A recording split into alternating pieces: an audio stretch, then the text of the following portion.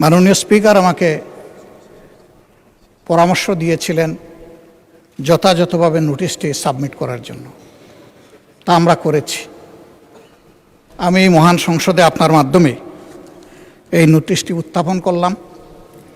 নোটিশের বিষয় হচ্ছে জুলাই জাতীয় সনদ সংবিধান সংস্কার বাস্তবায়ন আদেশ 2025, যেটা আদেশ নম্বর 1 এর অনুচ্ছেদ 10 অনুযায়ী সংবিধান সংস্কার পরিষদের অধিবেশন আহ্বান প্রসঙ্গে নোটিশে বিস্তারিত লেখা আছে। এই বিষয়টি আলোচনার জন্য উত্থাপিত হলো। আপনি আলোচনার জন্য মঞ্জুর করবেন। ধন্যবাদ মাননীয় স্পিকার।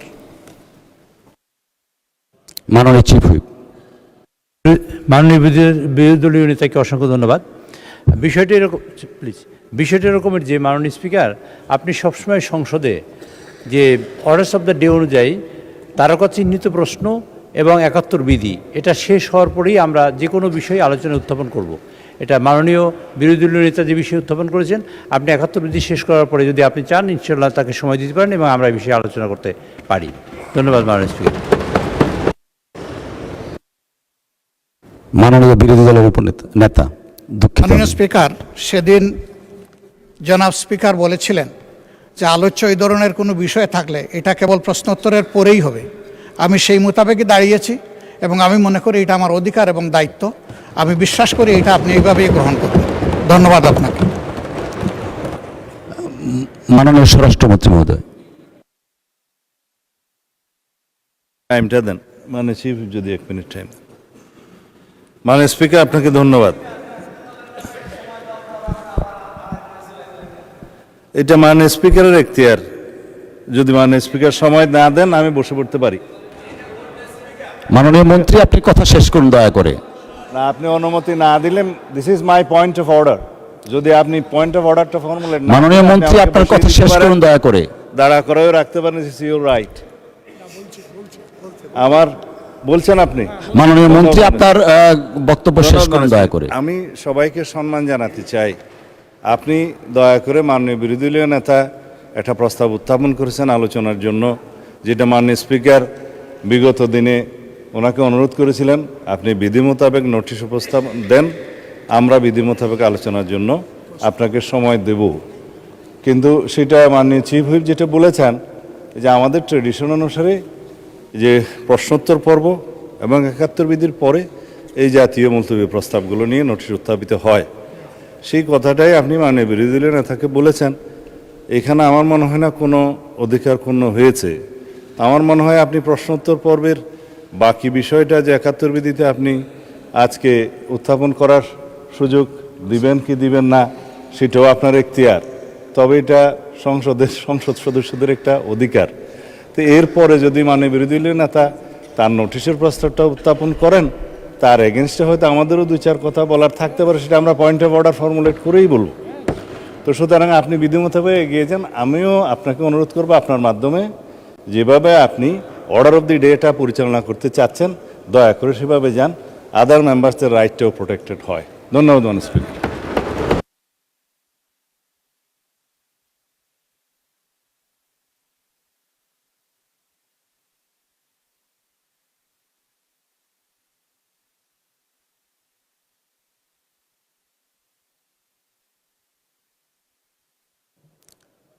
মাননীয় বিরোধী দলের চিফ হুইপ। মাননীয় স্পিকার, আপনাকে ধন্যবাদ। মাননীয় স্পিকার, আমরা হয়তো ভুলে যাচ্ছি যে আমরা এই সংসদটা কিভাবে গঠিত হয়েছে এবং জাতীয় সংসদ নির্বাচনের পাশাপাশি এখানে গণভোট অনুষ্ঠিত হয়েছিল, কিন্তু এখন সংসদের কার্যক্রম দেখলে মনে হচ্ছে যে এই ধরনের কিছুই যেন হয়নি। ফলে এটি যে কোনো জনগুরুত্বপূর্ণ ইস্যুর তুলনায় সবচেয়ে বেশি গুরুত্ব সহকারে এই সংসদে আলোচনা হওয়া উচিত, এর সুরাহা হওয়া উচিত, তারপরে আমাদের যে রেগুলার যে দৈনন্দিন কার্যক্রম সেটি হওয়া উচিত। আমরা আজকে বিধি মোতাবেকই আমাদের বিরোধী দলীয় নেতা উনি নোটিশ দিয়েছেন। আমরা আপনার প্রতি এবং এই হাউজের প্রতি আবেদন জানাচ্ছি যে আমরা প্রথমে এই বিধি, এই যে নোটিশ আমরা দিয়েছি জনগুরুত্বপূর্ণ ইস্যুতে, গণভোট এবং জুলাই সনদ বাস্তবায়ন আদেশ, সেটাতে আগে আলোচনা হোক। এটা আমাদের অনুরোধ রইল আপনার প্রতি মাননীয় স্পিকার।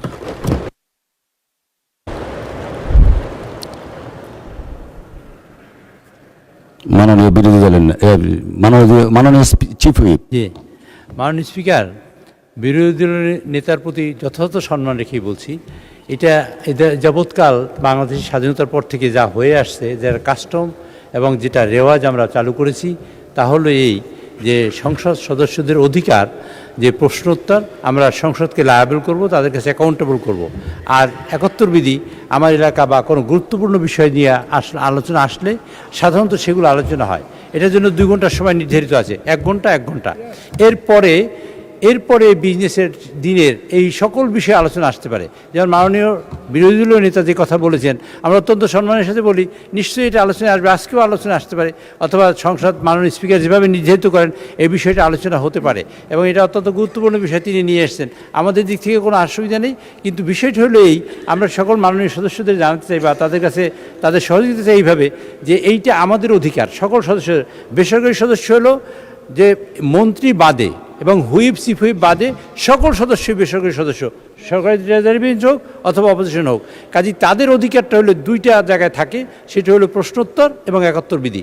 কাজে আমি মনে করি, আমি আপনাদের কাছে অনুরোধ করতে চাই যে 71 বিধি এটা শেষ করার পরে তারপর আপনারা এই প্রশ্নটা উত্থাপন করুন, এবং আমার মনে হয় সেটা আলোচনা হতে পারে, এটা এড়িয়ে দেওয়ার কোনো সুযোগ নেই।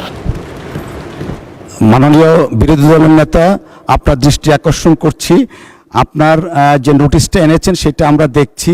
আমরা একটু দয়া করে বিধিটা ফলো করে 71 বিধির পরেই আপনার এই নোটিশটার ব্যাপারে আমরা সিদ্ধান্ত জানাবো। ধন্যবাদ মাননীয় বিরোধী দলের নেতা। জি, 71 বিধিতে কার্যসূচিতে যাই।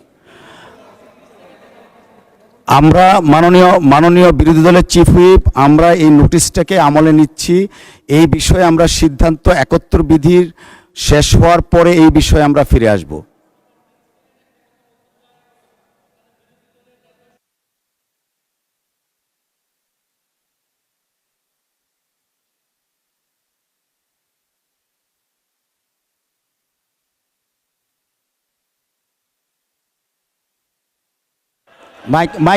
মাইক দিবে মাননীয় বিরোধী দলের সেই রায়কে সম্মান দেখানো উচিত মাননীয় স্পিকার। মাইকটা অন করেন।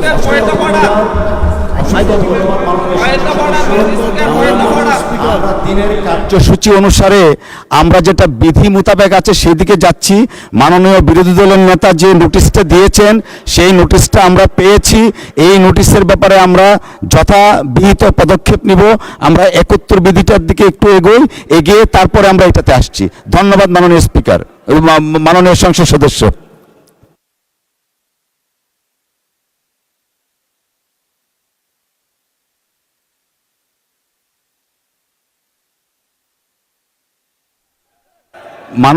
মাননীয় সংসদ সদস্য, আপনাদের দৃষ্টি আকর্ষণ করছি, আমরা অর্ডার অফ দ্য ডেতে যাচ্ছি। জরুরি জনগুরুত্বপূর্ণ বিষয় সম্পর্কে মনোযোগ আকর্ষণীয় বিধি 71 আমরা ফলো করছি। মাননীয় বিরোধী দলের নেতা, আপনি দাঁড়ালে কথা বলতে পারেন, বাট আমরা একটু মাননীয় বিরোধী দলের নেতা। জি, আমি জেনে শুনেই এই সময় এই বিষয়টা উত্থাপন করেছি। আমার জানা মতো এটাই সময়। আমি বুঝতে পারছি মাননীয় বিরোধী দলের নেতা বিষয়টার দিকে যাবেন। 71 বিধির আগে এটা উত্থাপন করার অবশ্যই সুযোগ আছে, আমি সেই মোতাবেক উত্থাপন করেছি। 64 বিধি অনুযায়ী বিধিটা দেখতে পারেন, 64 বিধিতে এটা উল্লেখ আছে। ধন্যবাদ আপনাকে।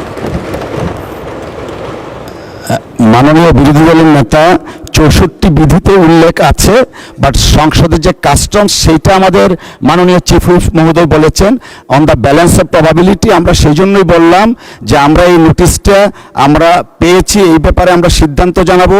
71 বিধিটা আমরা একটু শেষ করি, আমরা তো সময় আছে, নিশ্চয়ই আপনার এই নোটিশটাকে আমরা অ্যাড্রেস করব। ধন্যবাদ মাননীয় সদস্য। মাননীয় চিফ হুইপ। মাননীয় সদস্যবৃন্দ, মাননীয় স্পিকারের মাধ্যমে আপনাদের জানাতে চাই, মাননীয় স্পিকার ইচ্ছা করলে টেবিলের তারকাচিহ্নিত প্রশ্ন এবং 71 বিধি সাসপেন্ড করতে পারেন, সেটা করেও যে কোনো বিষয়ে আলোচনা করতে পারেন। মাননীয় স্পিকার, এটা আপনার অ্যাবসলিউটলি প্রেরোগেটিভ, এবং আমি মনে করি এটা অধিকার মাননীয় সকল সংসদ সদস্যদের, এবং আমি আপনাদেরও সহযোগিতা চাই যে এই অধিকার আপনাদেরও, কিন্তু এই অধিকার শুধু সরকারি দলের না, আমি কথা বলছি সকলের জন্য। কাজে এই অধিকার আপনাদেরও।